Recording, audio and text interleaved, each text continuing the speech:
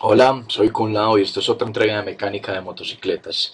Les voy a hablar un poco de la inyección electrónica, pero es más a manera introductoria y cómo esta tiene que ver con la cantidad de gasolina o más bien la mezcla que se le proporciona al motor.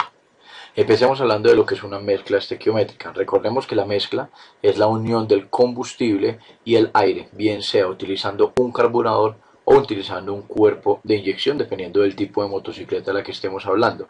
Particularmente la palabra estequiometría viene del griego stoikeion, que significa elemento, y metron, que es medir.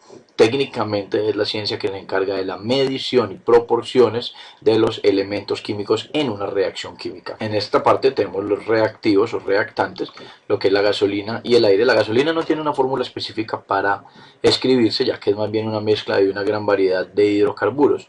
Existen dos hidrocarburos principales para medir el octanaje de la gasolina, pero realmente la gasolina no tiene una fórmula química determinada. Y del aire no es propiamente todo el aire lo que trabajamos, sino solamente el oxígeno contenido en este aire. Lo que sí es claro es que en toda combustión siempre se va a producir dióxido de carbono y se va a producir agua. Lo que sucede aquí entonces es que el aire, simplemente el oxígeno del aire se mezcla con el carbono y otra parte del oxígeno del aire se mezcla con el hidrógeno.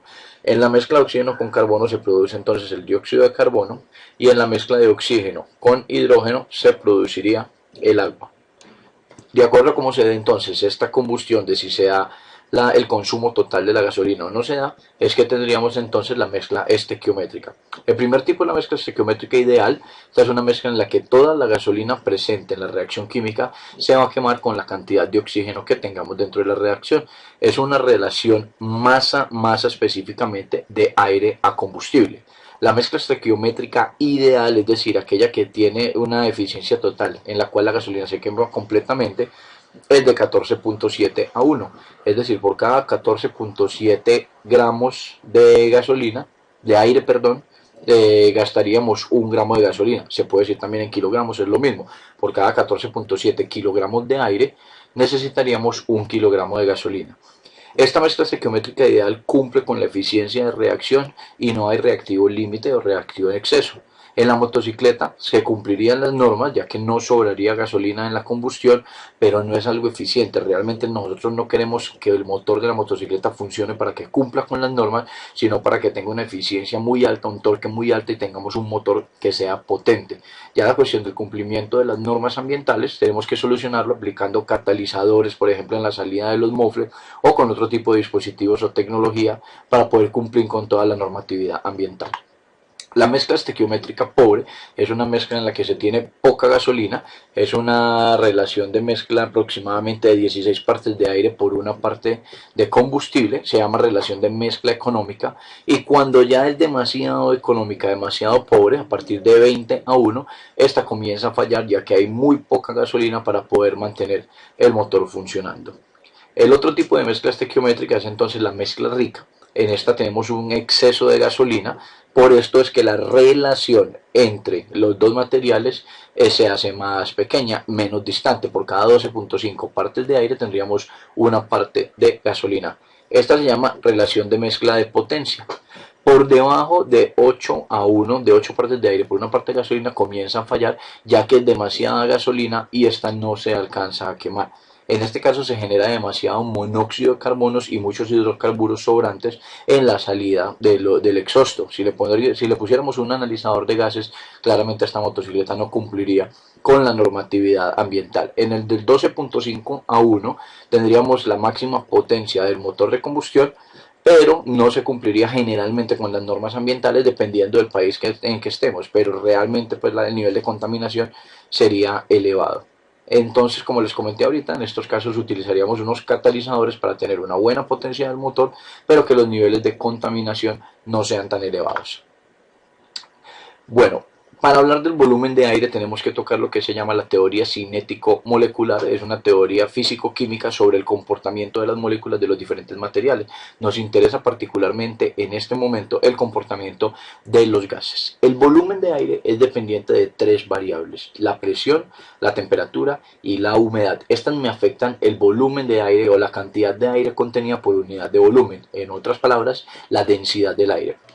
Por ejemplo, con la presión. Cuando disminuye la presión atmosférica, ya no es tanta la fuerza que se hace contra las moléculas del aire. De esta manera, las moléculas se separarían un poco entre sí, se expandirían y, por consiguiente, la cantidad de aire contenida por unidad de volumen sería menor. Es decir, la densidad del aire disminuye y ya no tenemos la misma cantidad de masa en la unidad de volumen que teníamos antes.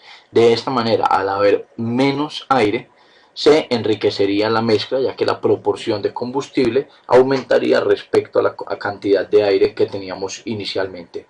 Algo muy similar sucede con la temperatura, pero de forma inversa. En la anterior, con la presión, cuando disminuía la presión atmosférica, también disminuía la cantidad de aire. Con la temperatura es al revés. Cuando nos aumenta la temperatura es cuando nos disminuye la cantidad de aire, por eso decía que son inversamente proporcionales.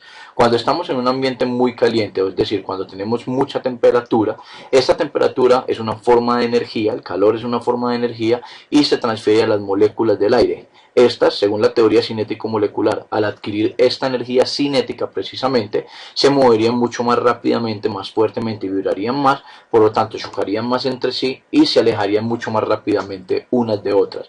De esta manera también disminuiría la densidad del aire y por consiguiente entonces la cantidad de masa contenida en la unidad de volumen.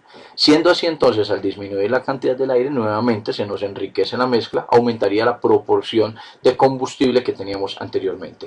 Por último, respecto a la humedad, cuando tenemos humedad contenida en el aire que estamos utilizando para realizar la combustión, estas moléculas de humedad generalmente tienden a desplazar, a correr, a mover o a reemplazar las moléculas de aire que antes tendríamos en esta unidad de volumen. Es decir, la cantidad de oxígeno disponible para la combustión se hace menor. En este caso no podríamos hablar de que la densidad del aire disminuye, pero sí de la cantidad de oxígeno presente en este aire, ya que tenemos también moléculas de oxígeno, moléculas de nitrógeno y otras moléculas componentes del aire. De esta manera entonces disminuye la masa de oxígeno presente en el aire y nuevamente por consiguiente en la proporción estequiométrica la cantidad de combustible vuelve y aumenta, se hace un poco mayor respecto a la cantidad de aire que deberíamos contener. Nuevamente entonces la mezcla se enriquece por tener un poco más de combustible de lo que tenía antes. Hablemos ahora entonces de la mezcla apropiada. En función del régimen del motor, tenemos entonces una variación en la proporción de la mezcla que se haga, bien lo haga el carburador o lo haga el cuerpo de inyección. Recordemos que el carburador es el encargado de mezclar el combustible con el aire según el régimen de funcionamiento del motor, es decir, del vacío que le haga el funcionamiento del pistón dentro del cilindro. En el caso de las motocicletas que tengan cuerpo de inyección, la ECU o el Engine Control Unit, es la unidad encargada de dosificar esta cantidad de combustible a través de los inyectores, pero esto se hace por una señal eléctrica y de acuerdo a las señales enviadas por los diferentes sensores periféricos de la moto para saber cuánto tiempo debe quedarse abierto el inyector y así definir cuánta gasolina se va a proporcionar. Como les decía, independientemente de cuál de los dos sistemas sea, igual esto sigue funcionando. Para el arranque en frío, en el caso de las motos con carburador cuando se tiene el choque activado, o en el caso de las motos con eco y cuerpo de inyección, se hace de forma automática, la proporción debería ser de 3 a 1. Es una mezcla demasiado rica ya que la proporción de combustible es muy alta respecto a la proporción estequiométrica ideal. Cuando estamos en ralentí, es decir, con el funcionamiento básico del motor, cuando ya la moto ha calentado, pero simplemente se está manteniendo, se está sosteniendo, la proporción sigue siendo rica, pero ya no tanto como el anterior. Tendríamos una proporción de 10 partes de aire por una parte de combustible, simplemente para mantener el motor andando. Cuando se está arrancando y vamos a baja velocidad, generalmente necesitamos una mezcla de potencia de entre 10 y 12 a 1, esto para poder tener la suficiente fuerza de arranque para el motor.